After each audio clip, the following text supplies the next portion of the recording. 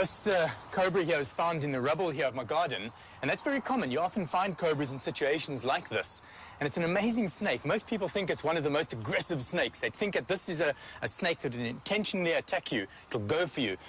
That's not aggression. That snake's merely trying to warn me off. It's standing up so that I can see it, and I'm supposed to now move away from it. If I move around it here, you'll see how it follows me. It's, of course, going to follow every step that I make. Snakes respond to movement, the cobra especially. I'm going to show you something really interesting here. This cobra's really warning me with its hood.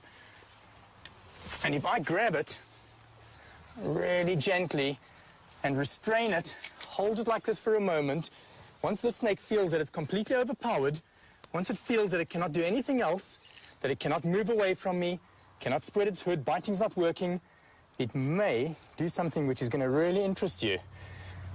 It may pretend to be dead. And even if I move my hand over it, it's responding completely differently to the way it was a moment ago.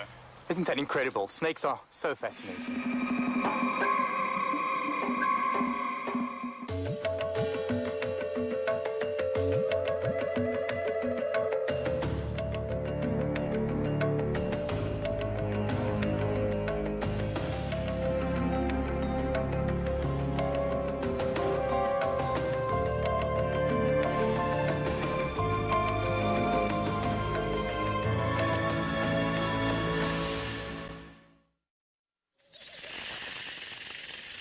Snakes are reptiles most of us prefer not to meet.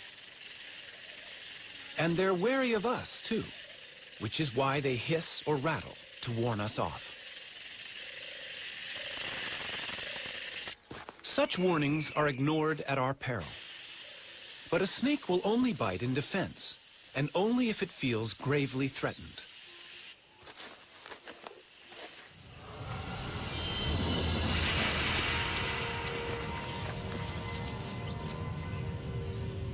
It's easy to imagine the snake as an aggressor, the snake in the grass, a deadly foe. But why does this image send a shiver of fear down our spines? In shape and movement, they are so different from us that legend and folklore have given them a sinister reputation they don't really deserve.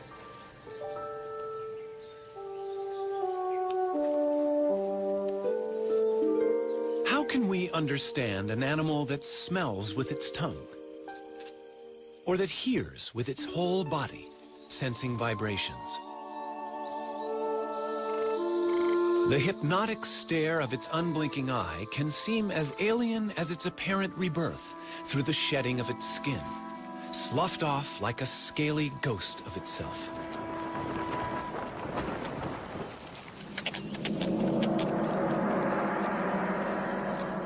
Among them are giants that storybooks say are 100 feet long and ready to strangle unwary jungle explorers.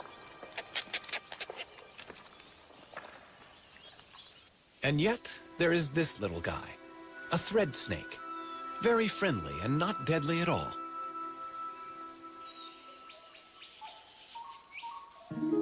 There is even beauty and grace in some as they go upon their bellies, silently through the trees. But where did snakes come from? An animal that looked much like some other reptiles alive today.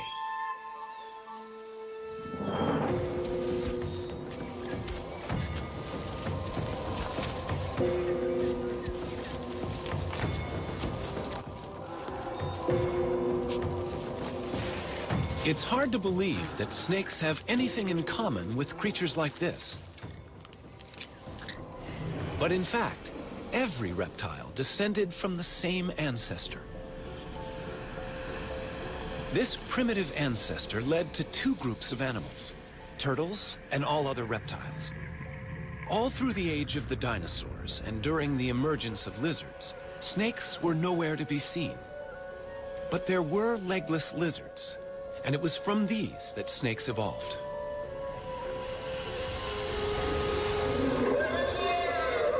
For 110 million years, they have been living side by side with other reptiles. Today, there are more than 2,500 different species of snake.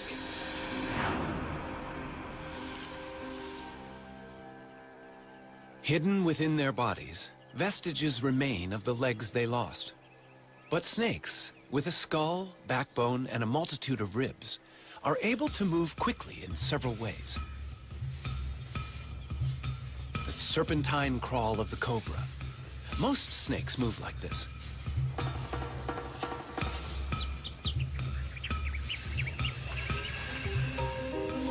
The movement creates little ridges in the ground, which the snake pushes against to propel itself forward. When you're short and fat, like this puff adder, throwing cobra-style loops is impossible. Instead, the muscles act on the ribs. As the ribs move, the snake's scales grab hold of the ground, and with a series of rhythmical contractions, the snake rows along in the sand. The famous sidewinder favors the serpentine wave, and like the cobra, it can push itself against the ridges it nudges up in the sand. By moving sideways, it needs only 2 points of contact on the very hot sand. At any one time, most of its body is held in the air. Legs? Who needs them? There are different problems for a tree-climbing python. To reach across a gap, it can stiffen sections of its body, becoming its own ladder from branch to branch.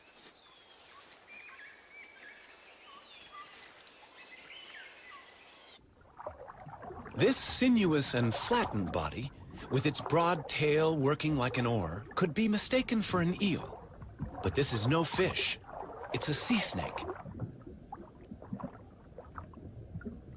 Most snakes can swim, though even the sea snake must interrupt its hunting now and then for a breath of air at the surface.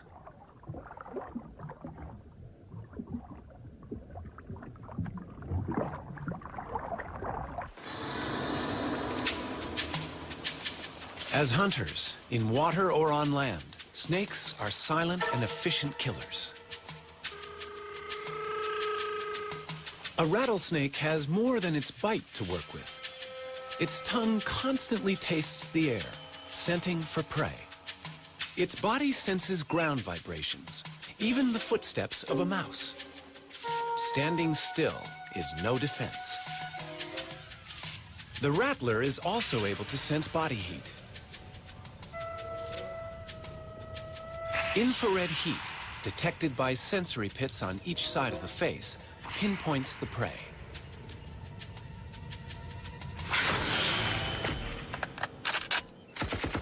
Their high-tech weaponry has been around long before ours. But in any combat situation, defense is as important as attack. This military training ground is home to 2 other opponents. The rare red cockaded woodpecker lives in this loblolly pine. Its enemy is a corn snake, whose tactics are to climb the tree and steal the woodpecker's chicks. The bird's defense is to peck at the tree, releasing its resin.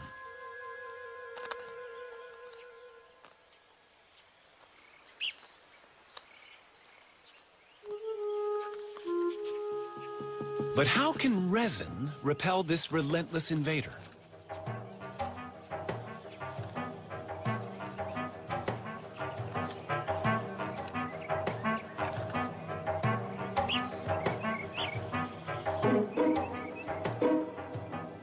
It's getting close.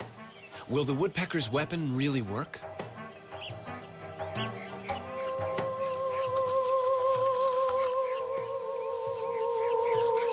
The resin goes into action. Seeping between the scales, it irritates the snake's skin.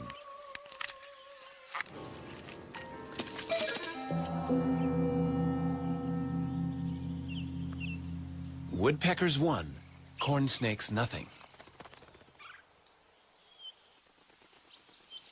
Australia, home to the most venomous snakes in the world. In these cane fields lives one of the most deadly. But why do snakes need venom?